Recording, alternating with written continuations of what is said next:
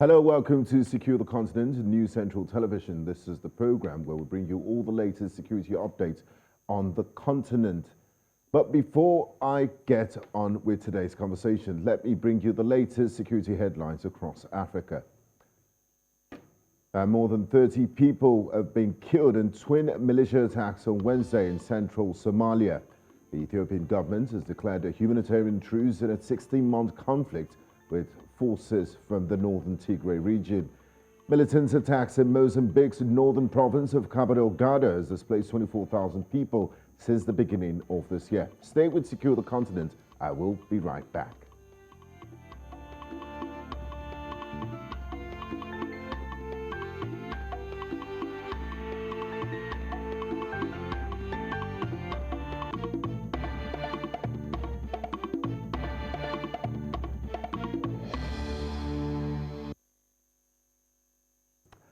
Today on Secure the Continent, we will be looking at the Casamance region of Senegal, where rebels have been wreaking havoc. But just recently, a Senegalese army announced that it had launched an operation against these rebels in Casamance, the scene of an old conflict in the south of the country.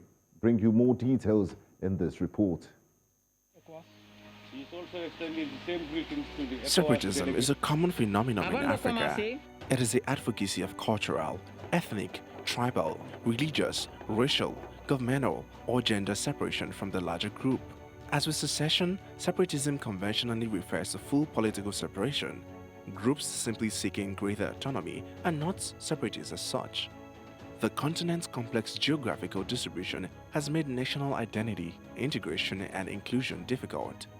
Across the continent, there are groups of people, tribes, and ethnicities seeking freedom from their current political realities. They complain of marginalization but often use violence in place of referendums, where those are an option. But violence is almost always used when legal and constitutional options are not available. Countries such as Nigeria and Cameroon have experienced agitation from separatist groups, advocating for Biafra and the Amazonia Republic. These agitations have turned violent. In Senegal, separatists in the southern Casamance region of the country, which borders by the Gambia and Guinea-Bissau, have waged a campaign for sovereignty for the past 40 years. Fighting in the region has pushed at least 6,000 people to seek refuge in the Gambia. There have been losses on both sides, but Senegal has held on to the region. How can these calls for secession be handled? Is there another option to separating? And what can Africa do to stem the rise of violent separatism? Today on Secure the Continent, I have joining me live from Banjul in the Gambia, Fabakary Jammeh, a legal consultant. Thank you very much for joining us on Secure the Continent. Warm welcome to you. Thank you very much. Now, Fabakary, what's the genesis of this conflict in Casamance? How did the conflict begin? Well, basically, the conflict started in 1982 by the MFDC, that is Movement for Democratic Forces of Casamance. They seek independence from the government of Senegal. They want to determine themselves. They want to be an independent entity, and they have been fighting for this idea of gaining their independence from Senegal for about 40 years now. So the violence started since 1982 in Casamance. Okay, thank you. The protagonists, like you rightly mentioned in this conflict, the movement for the Democratic Forces of Casamance. Who are they, and what are they fighting for? Basically, the MFDC is led currently by Salif Sadio, who is the leader of their military wing. And they have other representatives in different regions in Casamance, and they operate in a way that is not very much understood by the analysts. For their current composition is a bit skeptical because not much is known about their operations or their political structure. However, they have been led by Salif Sadio all these years. He has been the face of the MFDC, and he is the one that is staging all the operations in the Casamance region recently.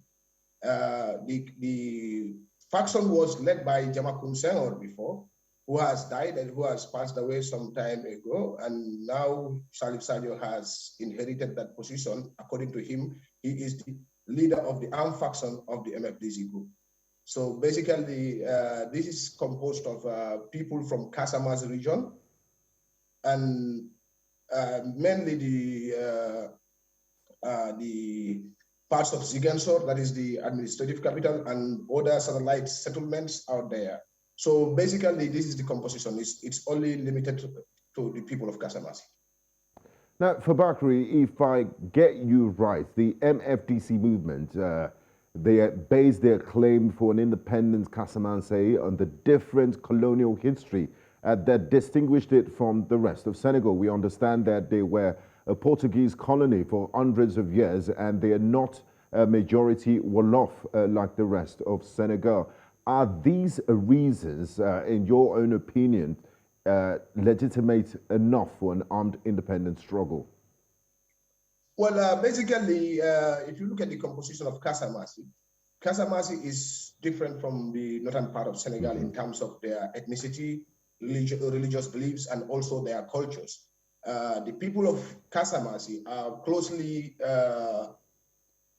different from the people in the northern part of Senegal. And also, I think this has been the case for their agitation for independence. And also, we need to also understand that Casamance, as you said, was once colonized by the Portuguese, and the Portuguese then later handed it to the French. So there are some writers that are even indicating that this agitation for independence started in 1940, not actually in 1982, although the armed conflict started in 1982, but there are claims that the agitation for independence started since 1940 under the French colonial administration. So basically, they are distinct in terms of the type of people that live in that part of the world and the ethnicities and people that live on the other part of northern Senegal. That's the case. Okay, but I mean, we have people from, even in your country, the Gambia, the people of different ethnicities. I think this is what makes countries unique. And we won't forget the Berlin Conference, where borders were divided by European powers and in the scramble for Africa.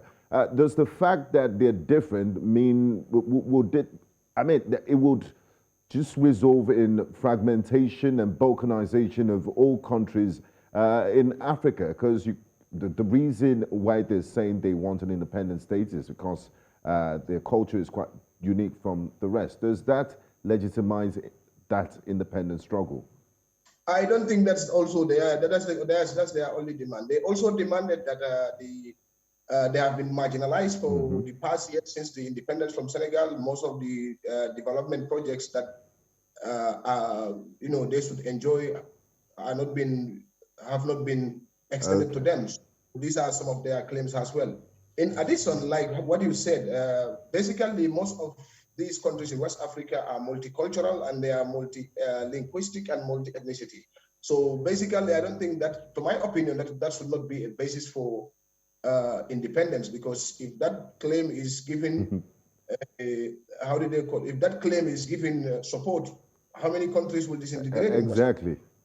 So, and also to bear in mind that both the United Nations Charter and the and the African Union Constitutive Act and the ECOWAS Treaty claimed, supported the idea of boundaries before colonial, boundaries obtained during independence. Yes. So basically, legally, there is no legal basis in terms of international law is concerned, because international law is very clear on the boundaries that were inherited during the time of independence. So that area is well settled under all the realms of regional instruments. Okay, thank you, Fabakary. I would like to bring in our second guest for this conversation. His name is Edward Wanyonyi. He's a researcher at national security trends in Africa. He joins me from Nairobi, Kenya. Thanks for joining us, and good evening to you, Edward. Good evening, please, sir. Yeah, thanks for joining, Edward. Glad to have you join us. Now, Senegal's army has launched a mopping up operation just recently against the rebels, but they've been fighting those rebels for close to 40 years now. Does the Senegalese military have the means to resolve this crisis from a military point of view? And how come they've not been able to, put an end to this rebel group? Thank you. We need to appreciate the fact that when you're looking at devising a military strategy, you have to look at the base that the insurgents tend to have. And the base that insurgents tend to have most of the time is the local sentiments that actually are fed on by the very fact of either marginalization of the community or any form of grievance that the community has. And that allows now the rebels now to have a hold of the community. Once rebels have the hold of the community, government military engagement tends to be very much challenged, because then how would you distinguish between a local and a rebel? So the first thing that I think should happen is where you are able to address the development needs of a particular region that actually gives room for rebels to actually mushroom. Secondly, now your military strategy comes in and you're looking at a space which is geographically wide. So there you will have to deal with, your typical Air Force capacities that can be able to cover miles and be able to pinpoint some of the areas that, the rebels have their strongholds. Then now your ground forces can now be able now to move in. Ground forces will have to be supported heavily by your logistical and artillery units. So the question will be, how is the military strategy going to work together? And here is where I'm able now to say, is the Senegalese Air Force capable of covering ground and coordinating with all the other units to be able to bring victory? But most importantly, is you have to conquer the ground, bring in development areas, aspects in that space, simply drain the swamp that feeds onto the rebellion. Because if these people are recruiting from the local forces, from the local communities, then you can be able to give these local communities a better option in terms of development, in terms of healthcare, in terms of education. And by then, you're able to remove that capacity for the rebels to actually inculcate their doctrine and their message to the population. Okay, so there should be a multi-pronged approach and not just a military one in order to resolve this crisis. Absolutely, absolutely. You have no capacity to be able to put in a military onslaught if you're not doing the development onslaught. Both of them go together because you have to win the population. And that's what the military, the US government calls, the hearts and minds strategy. Thank you, Edward. I would like to come back to Fabakary. Fabakary, your country, the Gambia, is currently caught in the crosshairs in this conflict. It shares its southern border with Casamance. 5,626 people were displaced within the Gambia itself after Senegalese bullets landed in border villages. These figures came from a statement from the Gambia's National Disaster Management Agency. What's the Gambia's government's position in this conflict, and are they aligned with the Senegalese government or the rebels? Well, basically, the Gambia government has been neutral in this conflict since the First Republic. Gambia government has always been neutral in this conflict. And Gambia government has made it categorically clear that they would not allow any person to pass through the Gambia carrying arms into that country or out of that country. So Gambia government has always been clear. Gambia government, intends to have a peaceful settlement of the conflict in Casamance. They have always said this before, and they have always take actions geared towards that. So basically, I think it is in the best interest of the Gambia to have Casamance conflict resolved peacefully in order to, enable people to go back to their homes, especially people that are internally displaced, and in order to have security across the region, because this conflict has always been hindering security trends around that region. So basically, if it is resolved peacefully, it is in the best interest of the Gambia. And I know for sure that Gambia government has always manifested that willingness to ensure that this conflict, they remain neutral in this conflict.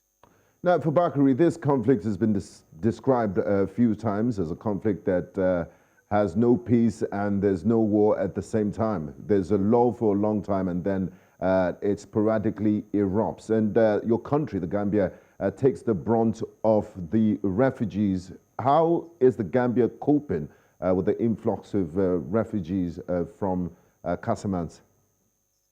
Well, basically, I understand that the National Disaster Management Agency has taken actions to assess the needs of these refugees and also to formally register them and integrate them into the societies, into the communities, in order to help them at least feel at peace with themselves for now, and they can later return back to their homes when the conflict is over. So basically, in the region of Fonyi, I understand that some of the schools are closed and about 23 communities have been internally displaced. And also there are about 6,000 people are internally displaced in the Gambia. So basically, the fact of the matter is that the conflict would make it impossible for those communities to go back to their community, or for those people to go back to their communities and for life to resume in those communities normally as before, because schools they abandoned their schools, and some of these families have also abandoned their cattle and their farms. So many things are intertwined.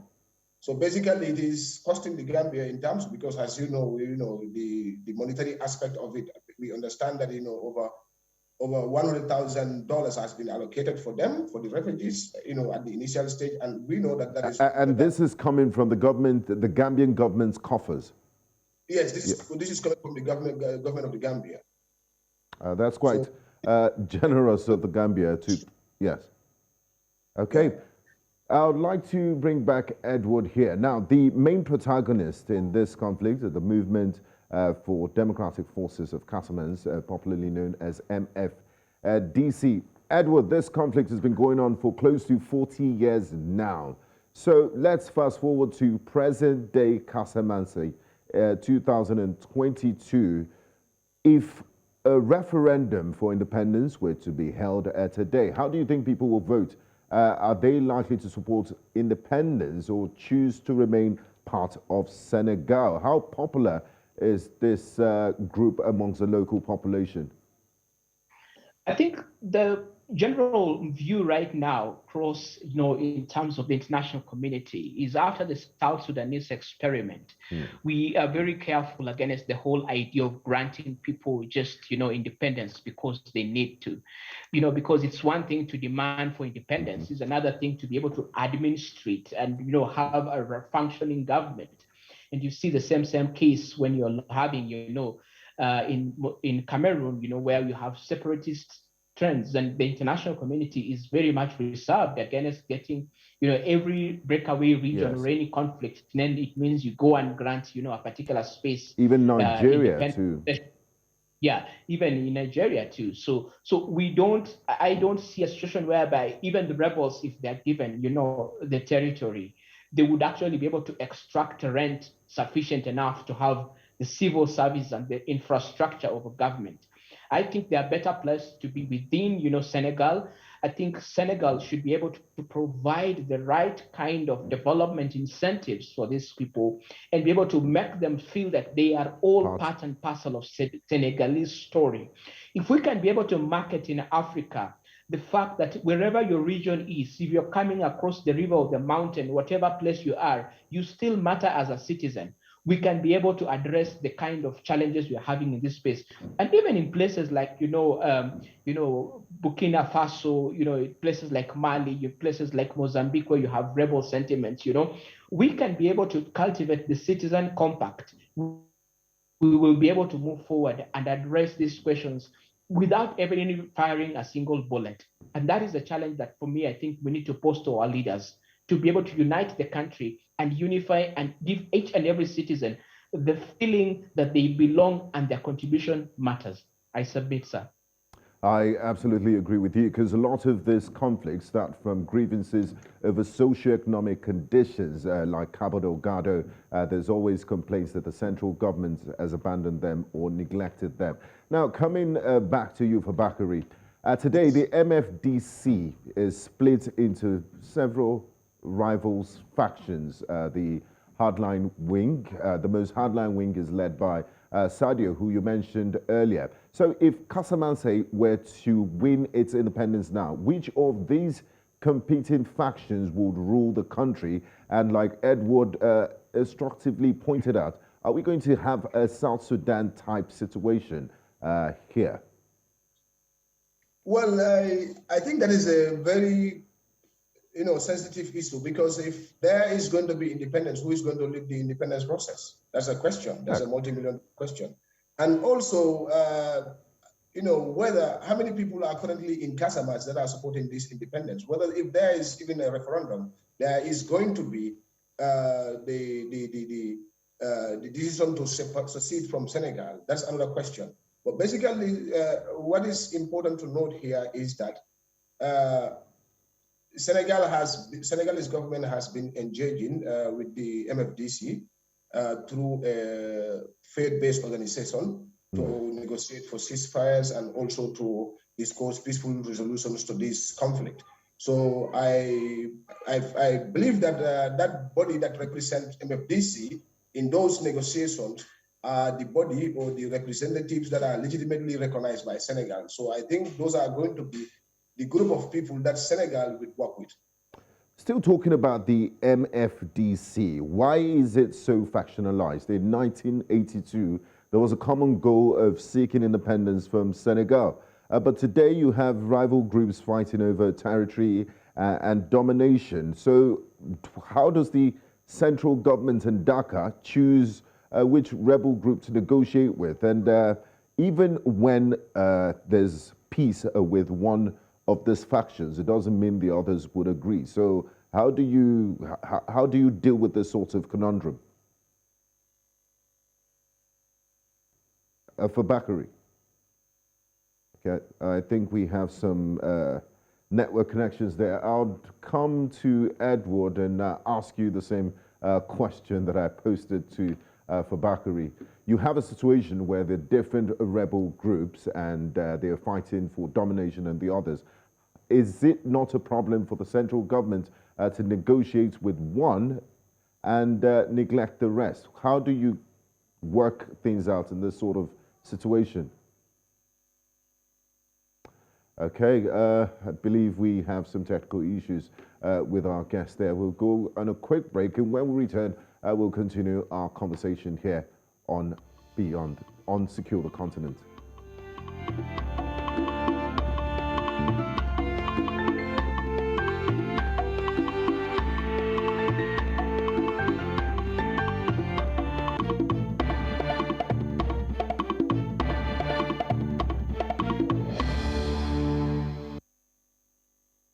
Okay, Edward, before I get back to Fabakary, my question was, how do you deal with sort of situation where you have a rebel group that is so fragmented and with different factions? How does the government choose which one to negotiate with? And is it not creating more problems? How do you navigate out of this conundrum?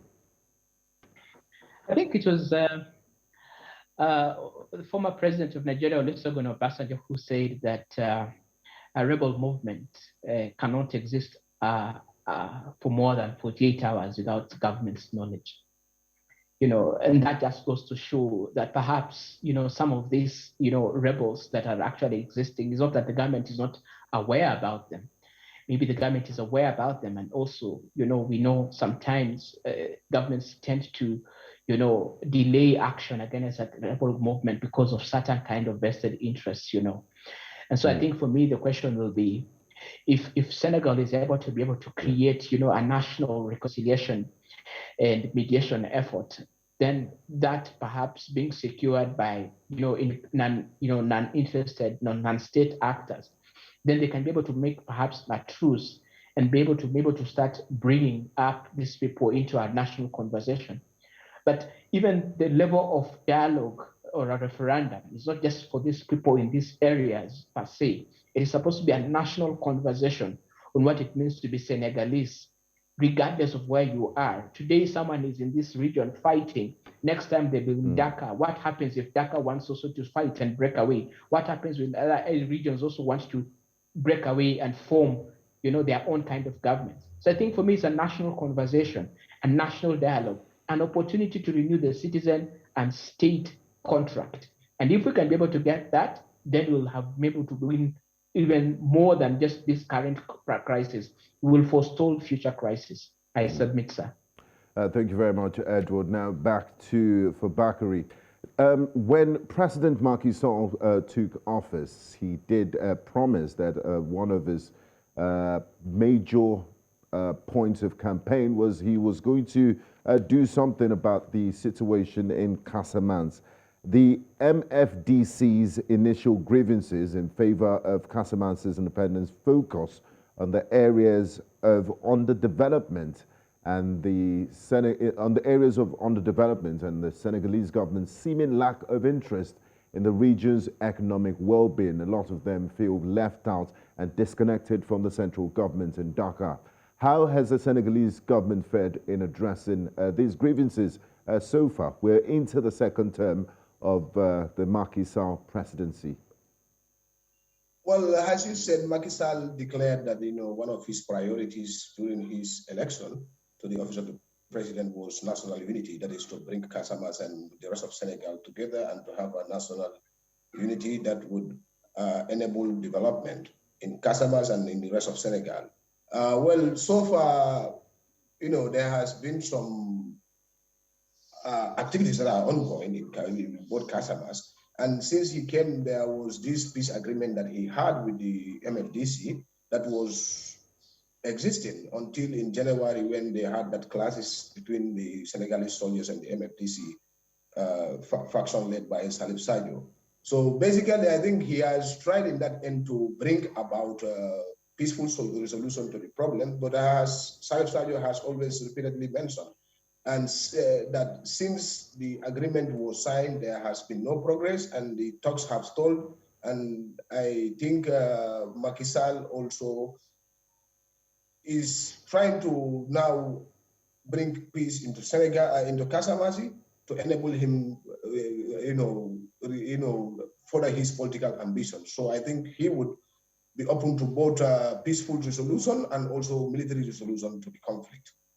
Okay, thank you very much, Fabakary. I'd like to come back to Edward.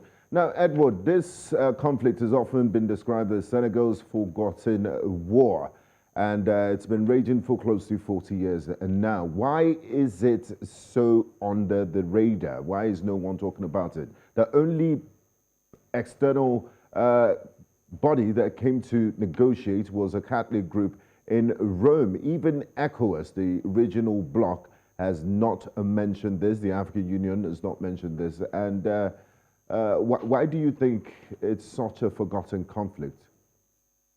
We have to appreciate the fact that within the whole space of national sovereignty, unless a country expresses itself and says, we need international mediators to come and get into this space, then countries tend to shy away. And you've seen it especially within the Constitutive Act of the African Union. Unless something happens drastically, countries tend to shy away from just interfering, because you can want to go into your neighbor's house, but unless you're invited, you will actually be called, an intruder, and you can actually, find yourself in a dangerous place. So I think there is that whole issue to do with the whole space of sovereignty, and you have to appreciate that.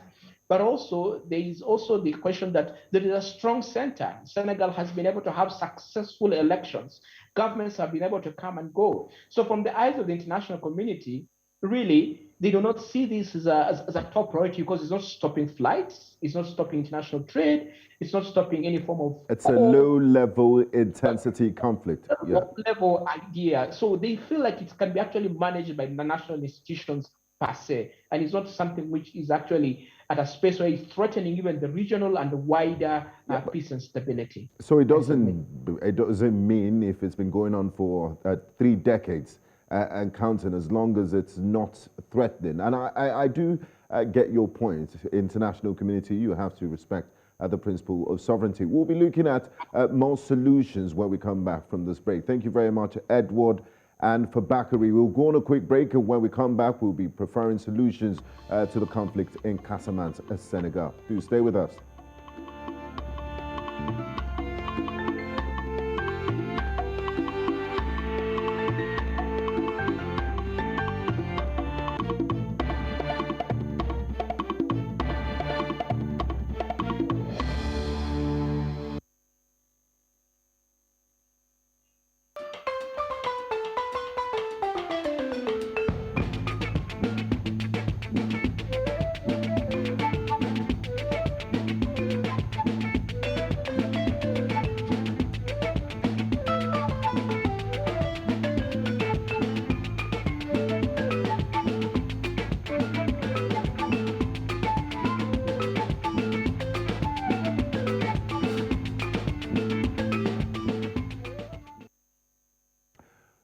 If you're just joining us on the program, we've been looking at the conflict in Casamance, a region of Senegal. And I still have with me Edward Wanyonyi and Fabakary Jammeh from Banjul, Gambia.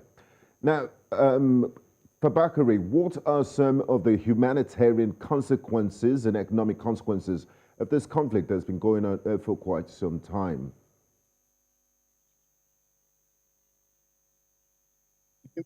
The material cost of this conflict is enormous because this conflict has been going on for the past 40 years and it has killed, it has taken a lot of lives. It has also displaced so many people, and it has also cost both sides, including the Gambia, a lot of financial resources. For example, the influx of refugees that has been happening for so long now, because always when there is conflict in the Casamance region, most of the refugees will run to the Gambia or to the other part of the border, that is the border with Guinea-Bissau. So the management of these refugees alone causes all these, the host states a lot of money, and also it also causes the refugees themselves a lot of problems in terms of most of them will end up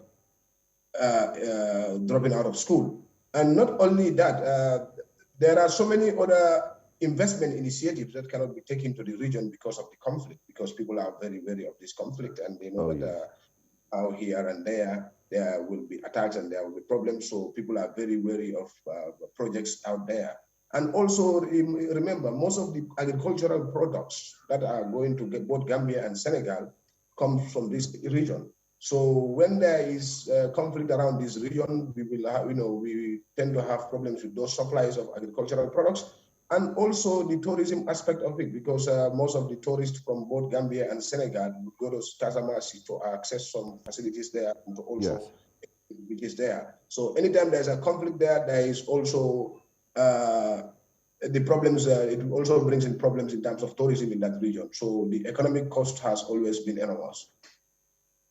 Thank you, Fabakary. But staying with you, how long, I'm glad that you mentioned that Gambia also feels the pinch of this conflict. They're caught in the crosshairs. But how long will the Gambia continue to stay neutral? There are reports of shells from the Senegalese army falling into Gambian territory. And of course, the enormous economic cost it takes the Gambia's government to host some of those refugees. Can they continue to remain neutral in this conflict? I think the Gambia government has no other choice but to remain neutral, because if you look at the location of this area, it is composed of people that have been doing their things for so long. These are the same people, they share common blood relatives. For example, the issue of Gambia and Senegal, the border is very interesting because, for example, you will see a house in the Gambia, the bedroom is in the Gambia, and also the sitting room is in Senegal. So in that kind of relationship, you don't have to take sides. What you can do is to bring both parties to table and tell them that there is no need for this, and this is costing all of us. What we need to do is to have a lasting agreement and lasting terms, to give peace a chance, and also to ensure that these frequent attacks do not happen, and also to ensure that there is security in this region. So the Gambia government is in a very sensitive position. If they want to take sides, it's going to affect it can also create internal rifts in the Gambia. Or make the situation worse. Yes, it can even make the situation worse. So basically, the best option for the Gambia government is to engage both sides to ensure that there is no violence, and to ensure that the peace and stability of this region is guaranteed forever. Okay, thank you, Fabakary. Now, I'll bring back Edward. Edward, the Senegalese government, Macky Sall, like I said earlier, he said ending this conflict in Casamance will be one of his priorities. Now, the conflict has been dormant for quite a few years until Senegal's army launched a major new offensive last year designed to drive out the rebels. Senegalese President Macky Sall said achieving definitive peace in Casamance is a priority of its second term. So how does he hope to achieve this when he's sending Senegalese soldiers to go flush out these rebels. If you want peace, I don't think sending your soldiers to engage in conflict would be the right way. What do you think his thinking is? Because last week they also launched a major offensive against these rebels. Well, I think it was the former U.S. Secretary of State, Edward Luttwak, who said, sometimes you have to give war a chance. And he said that in the context that some of these prolonged and intractable conflicts tend to drag for so long until they acquire a life of their own. And when a conflict acquires a life of its own, it means then the incentives for peace are lower, because then people have tested the war economy or the conflict economy, and they're comfortable because, one, they see that there is no state organization within that space. So that means issues to do with taxation or issues to do with law and order, they can be able to manage themselves, they can be able to collect their own rents. So they create their own style of taxation and incentives that actually are anti or counter the formal state authority. And so he says that in these spaces, you can be able to give war a chance and flush out, if there is opportunity to flush out, and ensure that you clear off that level of discontentment and conflict. However, a challenge comes in when you are trying to deal with citizens who have very genuine grounds and grievances that you cannot be able to flush them out, because they will see and say, we'd rather die for these issues than actually bow down and surrender. When you have that, then you're dealing with conviction. And you can't bomb your way out of a conviction. You can't scare a conviction. You can't use tanks against a conviction. And so this is a question where we're saying there is need for dialogue. There is need for addressing the historical challenges in these areas. And I think there is a clear study, a clear case study in how Nigeria dealt with the Niger Delta situation. There was a combination of both aspects. You have to have carrot and stick. So you have to have incentives. You have to be able to provide the necessary support to the population, even as you now be able now to push and advance. So I feel that the military onslaught is okay if there is a strategic aim in terms of displacing the various spaces whereby this conflict is being bred, but it has to be combined by a level of development incentives and a clear national conversation. I submit. Okay, thank you, Edward. Now back to you, Fabakary. Now, since the beginning of this conflict, the government of Senegal has sought to restore peace by signing several ceasefires and peace agreements. With this separatist movement, which often leads to a situation of neither war nor peace, why have all these peace agreements failed? Even when they are heralded as, a chance, finally a chance is here for peace to thrive in Casamance. But a lot of these agreements are just agreements on paper. That's why this conflict has been going on for a long time.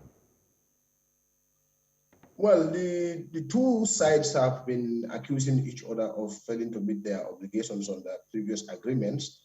And this has always been their claims, both the MFDC and the Senegalese government. So, but basically, previous peace efforts, especially the ones that were led by the former President Abdoulaye Wade, promised to integrate some of the MFDC fighters into the national military of Senegal.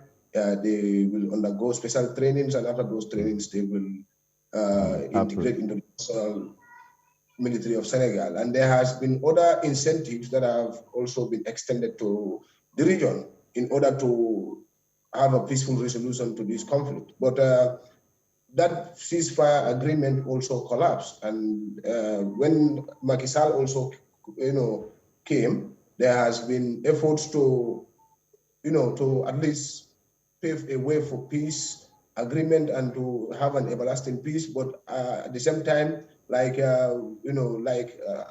what Salif Sadio has said last time, he accused the Senegalese government of not upholding their obligations under the agreement. Yes. So also the Senegalese are also saying that Salif Sadio's MFDC have been engaged in trafficking of timber and also cannabis. So they are also going to ensure that that doesn't happen in the region.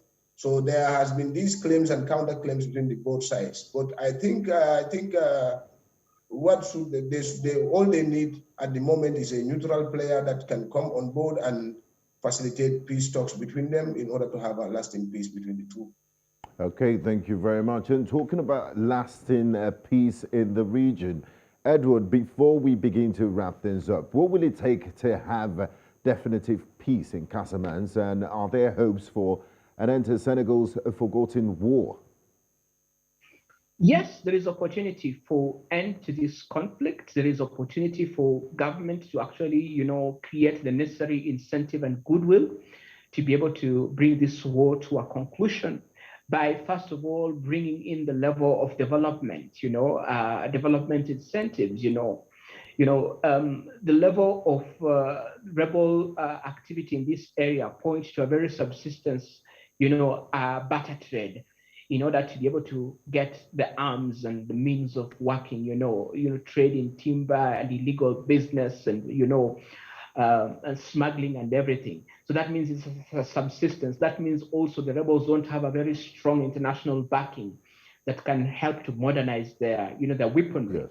So to speak, this means that it's a war of the stomach. And if we are able to address these fundamental issues, then they will be in a better place, So I'm looking at the kind of amnesty opportunities that the Senegalese government can provide, looking at opportunities for rehabilitation and providing youth spaces for, training and education, and accelerated learning, looking at opportunities for, providing the rehabilitation capacities for displaced communities, and working within the elder system, which is very strong in Africa, to be able to bring in a level of semblance and even opportunity for them to participate in the national legislation process. You can give them some level of affirmative action so that they can be able to have their representatives, in parliament, in the legislature, to be able to feel they're part of the Senegalese dream. And have a sense of inclusion. An issue to do with connection to the Senegalese nation and agenda.